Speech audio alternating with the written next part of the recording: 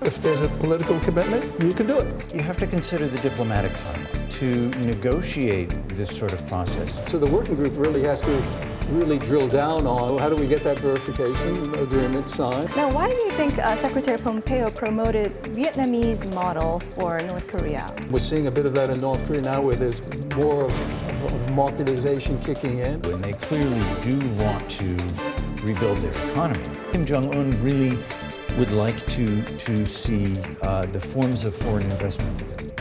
From the Voice of America, this is Washington Talk. Hello and welcome to Washington Talk. I am Eun-Jung Cho. 1 month after the Singapore summit, Washington and Pyongyang are working to turn the summit agreement into reality. Secretary of State Mike Pompeo visited North Korea and a working group has been established. With little progress so far on denuclearization, we will discuss today if this is because of technical difficulties or the lack of political will on the North Korean side.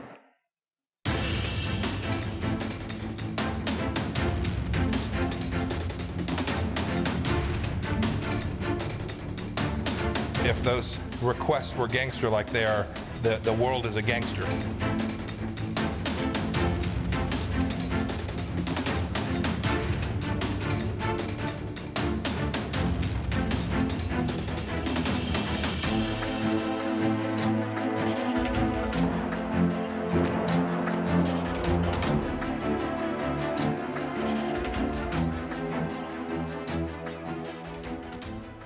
Now my guest today, Mr. Joshua Pollack, Senior Research Associate at the Middlebury Institute of International Studies at Monterey.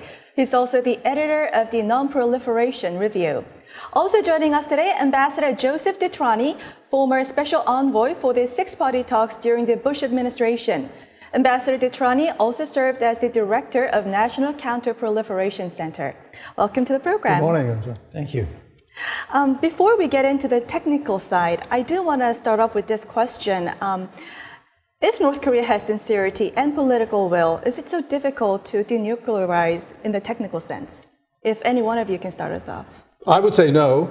I would say, and we saw this in 2005 with the joint statement of September 2005, where North Korea committed to abandoning their nuclear weapons and facilities, and there was a process, and they started to do that, and we had monitors on the ground. So no, I would say no. If there's a political commitment, you can do it. It takes a long time. If you are committed to this path, and if you can work out the ways and means, you still need to do it systematically. There are processes of verification, of cleanup. It's not just dismantling equipment and taking it home. Regarding the time that's going to be needed to denuclearize, there are different estimates. And the National Security Advisor John Bolton says 1 year. Secretary Pompeo says 2.5 years. Dr. Siegfried Hecker, who went to Yongbyon facility in 2010, he says 15 years. So what do you think, and what are the grounds for your estimation? Well, I'll start, and I couldn't put a timeline on it right now. I think we would have to see a declaration. We would have to see what North Korea is declaring. How many weapons? Where are the weapons? The uranium enrichment facilities, they say one, there may be more. I think the sense is there are more than one. The plutonium, and the high explosive test sites, and when you get into mid-range, long-range ballistic missiles. So you have a universe of issues here. And I think one has to see that declaration and the personnel who are working those issues, and then you can extrapolate from that and make a determination of how long it possibly could take. But as Josh said, this is a very complex thing. It's not going to be done that well. We're talking about spent fuel rods. Where do you reprocess them in country? Do you take them out of country? The same thing with nuclear weapons. Where do you dismantle? Do you do it in country? A lot of issues. But the first step has to be, what are we talking about? So Josh, we can't pin down to specific years? No, I think you have to consider the diplomatic timeline. To negotiate this sort of process is going to take longer than the process itself. And I think that is what is reflected in the timeline that was published by Dr. Hecker and his Stanford colleagues, which is simply that if you look at the record of diplomacy with North Korea, it takes a long time to reach any agreement on anything, and then takes some time to reach an agreement on how the first agreement will be carried out. It is simply not an instantaneous process. There's a lot of mistrust built up, And working out the arrangements and their full extent and the verification methods, that is where the real long stretches of time are going to come from in this process. Having said that, if you look at the cooperative threat reduction programs that the United States and other countries undertook in the former Soviet republics, that went on for years and years. The work of dismantling missiles and blending down HEU went on for decades. So political negotiations aside, how long will it take to dismantle key facilities like uranium centrifuge and plutonium reactors? Well, I mean, it's that first you have to negotiate that. And as Josh indicated, there's a verification protocol that's very necessary because you'll need monitors on the ground to verify that North Korea is in compliance. It's a question of who's dismantling. Are we relying on the North Koreans to dismantle? Are we asking for the IAEA to come in? Are we looking at, nuclear weapon states who participate, let's say, in the six-party process? The UK, because that reactor is a graphite moderator reactor similar to the United Kingdom. So there are a lot of issues involved here. So I just wouldn't put a timeline on it. In the sheer technical sense, just the dismantling itself, will it take so long? One of the first things you would want to do at the site is to take samples so you can try to verify declarations of the past operational history of the facility. Then you would want to work out dismantling, disposal. Then there would probably be discussions of environmental cleanup. Just for example, the Hanford site in Washington State in the United States, where the United States produced plutonium for about 4+ decades, and stopped using actively in the 1980s, is still undergoing environmental cleanup. If that is considered part of the picture, then it could go on a long, long time at Yongbyon. How much do we know about North Korean capabilities, like its stockpiles and its facilities? There are secret facilities, and the stockpiles, the estimation, the warhead is anywhere between 20 to 60, right? Right. Yes, I mean, 20 to 60 nuclear weapons. The question of facilities, I mean, how many is there? There are estimate to be over 10,000 underground facilities in North Korea. That's why the verification protocol is so important. If you're going to have monitors on the ground, and I might indicate that the 2005 joint statement and the six-party process failed on the question of verification. When we couldn't get North Korea to sign to permit monitors to visit non-declared suspect nuclear sites, because it's important to get out of Yongbyon and get out of those sites that they're pointing you to. So as you could take the samples, whether it's water, whether it's soil, and do some work. So there's a lot here, but it's the preliminary work, as you said, Josh, that's very necessary to understand what the playing field looks like, what the modalities are, and what if you will, what authorities do the monitors have, and our ability to take samples out of the country to do the forensic work necessary. Demands of verification become more stringent when you're trying to accomplish something like disarmament. If you're simply trying to shut down a certain set of facilities and not worry about the plutonium and highly enriched uranium they've produced in the past, verification's a lot easier. But if you are trying to chase down every last gram of material, then it becomes a lot harder. And your demands for access will increase accordingly. This is the crux of the verification issue, is how large are our ambitions? The next question is, if you have very complete ambitions for disarmament, but you can't get agreement on adequate verification, adequate access, in the short time, can you agree on a step-by-step process where you start with the facilities and then later move on to the accounting for the past stockpile?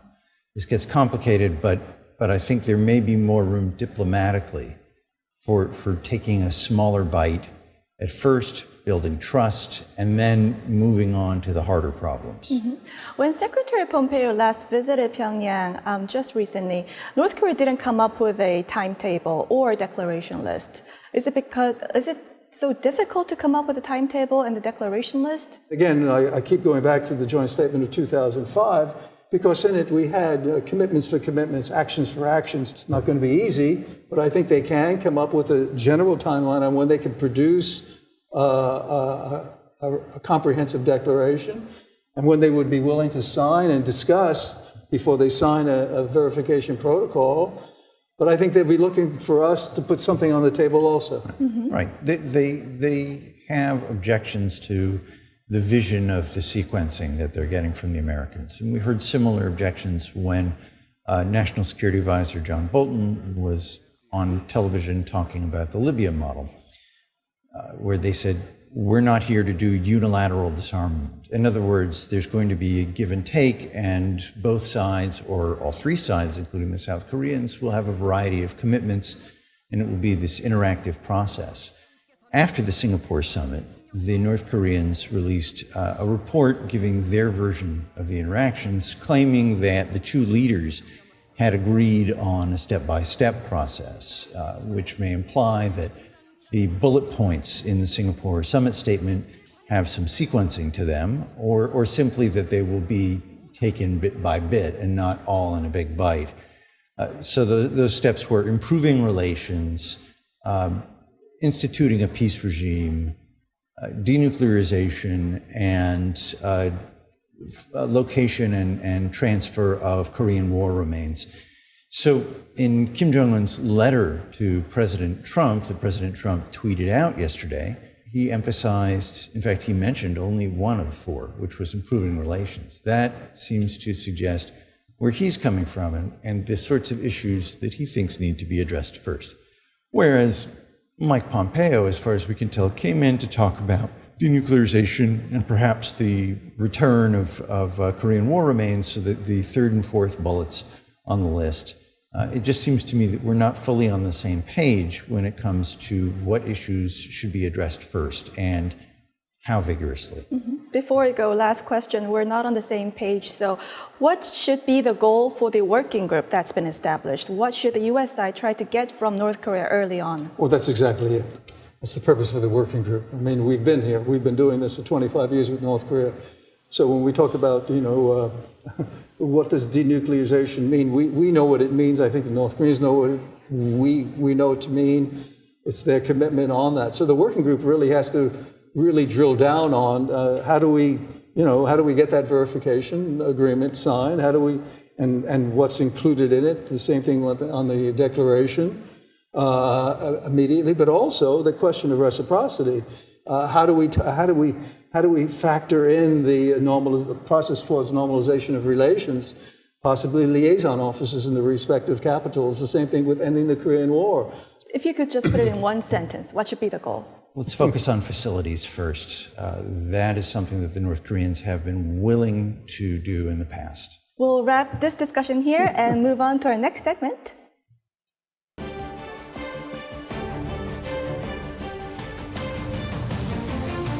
President Trump believes your country can replicate this path. It's yours if you'll seize the moment. The miracle could be yours.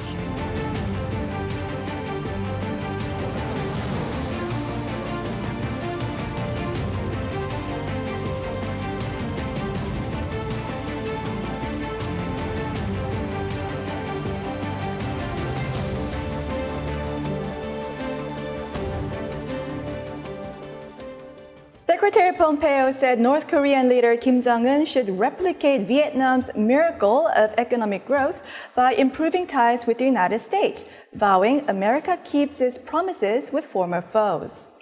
Now, why do you think Secretary Pompeo promoted Vietnamese model for North Korea? The focus on the market economy, moving away from that element of Marxism. And we're seeing a bit of that in North Korea now, where there's more of marketization kicking in. Obviously, it's not comprehensive enough.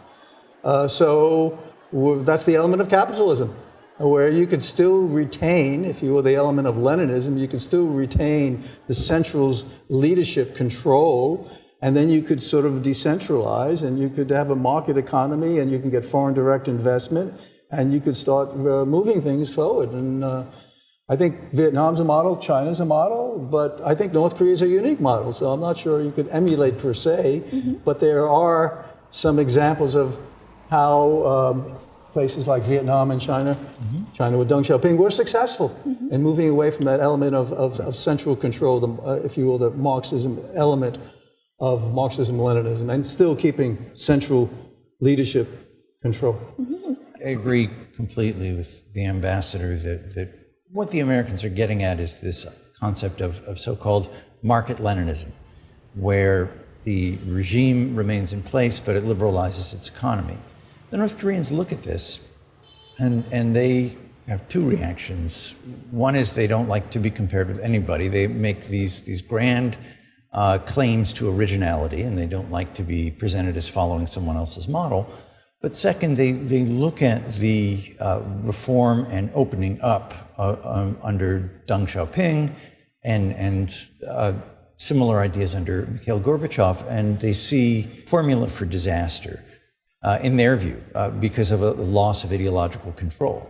So whatever they do, and they clearly do want to rebuild their economy, they're going to do it in a manner that they feel comfortable with. And so when Mike Pompeo and Donald Trump talk about helping them to prosper, they are a little suspicious of what that means. They are no longer demanding any type of aid from the United States. In past agreements, they would demand energy aid, particularly in the form of light water reactors and fuel oil supplies and the like.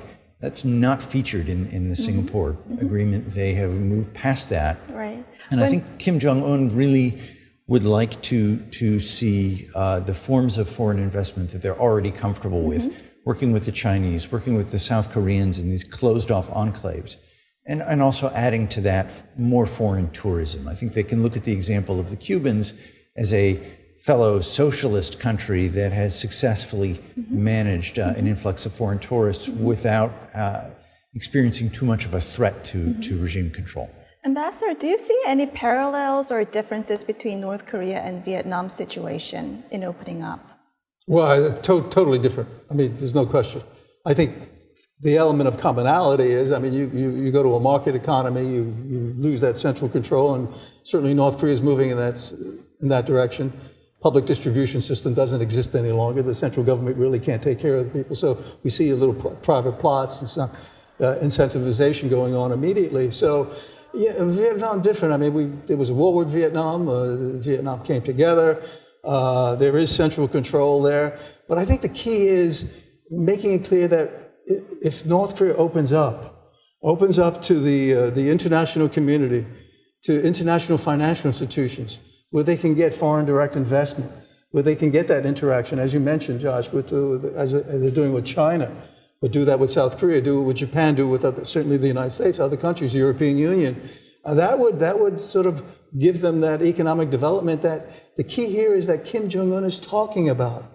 I mean, this is why we think, and I'm one of them who believes that, and Kim Jong-un has said it, he's made a strategic decision to focus on the economy, to improve the livelihood of the people. I mean, compared to South Korea, I mean, the gap is immense. So he wants to focus on it, and to do that, that's the path they need to take. Before we go, Mr. Pollack, just briefly, do you also see that determination in Kim Jong-un that he wants to develop his economy and give a better life to his people? Absolutely. It's his major priority right now. I think this is why he's willing to move away from nuclear and missile testing, to lower the profile of his arsenal, but then to build on that foundation of security, a new structure of economic progress. How's he going to go about doing it is the question, and I think he's going to dip his toes into this process, not giving away too much, not taking a leap of faith, but tiptoeing into it using special economic zones and the like. Well, we'll end this conversation here. Ambassador Detrani, Mr. Pollack, thank you for joining us. Thank you. And this was Washington Talk from the Voice of America, and I'm Eunjung Cho. Join us again next week for more analysis on North Korea.